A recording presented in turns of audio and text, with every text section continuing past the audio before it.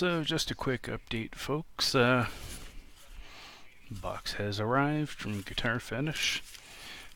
They said they were going to ship me everything assembled.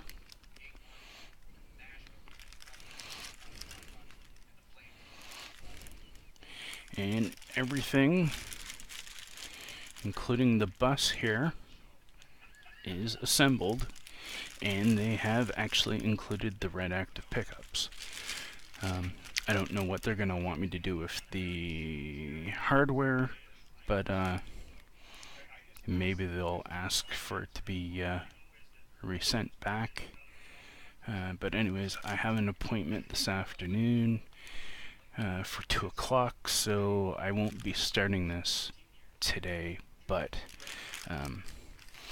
maybe tonight I'll have it done and wired in. So there's my little update on the RedActive humbucker situation, and catch you later. Bye for now.